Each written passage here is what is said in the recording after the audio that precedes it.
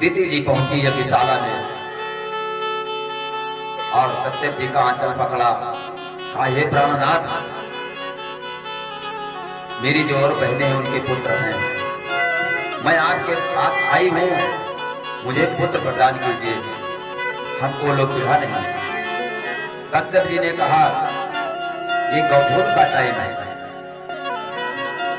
अगर कोई ऐसी बात है तो ये गौधूल का टाइम ठीक नहीं है। और वो बैठ करके खीर की आहुति दे रहे थे, सूर्य नारायण की पूजा कर रहे थे और कहा कि हम और शंकर जी साधु साधु हैं दोनों लोग, क्योंकि तुम्हारी एक बहन सती जी जो हैं वो भी दक्ष की पुत्री हैं, वो शंकर जी की पत्नी है। तो शंकर जी गौधूल के टाइम में अपने भूत गणों के साथ में बैल पर बैठ करके घूमने निकलते हैं। अगर कहीं निकल पड़े और देख लिया हम दोनों को, तो ऐसा न हो कोई भयंकर शराब दे डाले। बहुत समझाया, लेकिन दिति जी ने कहा कि जैसे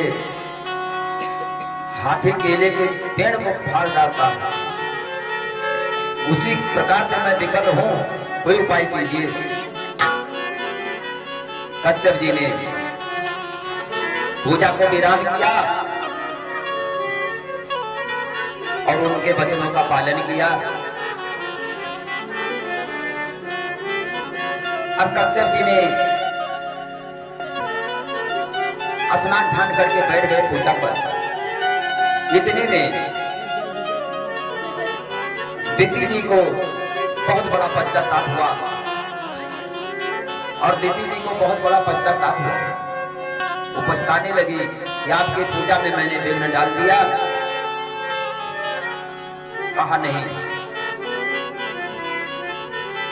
ये तुम्हारा धर्म है और मेरा भी धर्म है, लेकिन जाओ, तुम्हारे पुत्र होंगे, जुड़वा पुत्र होंगे दो, लेकिन वो बहुत बड़े बलशाली होंगे, उनसे कोई जीत नहीं पाएगा। दैत्य के रूप में वो प्रकट होंगे जुड़वा पुत्र, लेकिन वो भगवान के हाथों से मारे जाएंगे, उन्हीं से उनका उद्धार होगा। दिति जी ने कहा कि अगर ऐसी बात है कि इस मेरे गर्भ से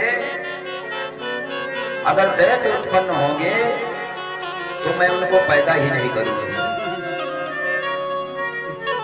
इस प्रकार कश्यप जी ने कहा कि आप तो साक्षात चंडी का अवतार है, सब कुछ कर सकती हैं।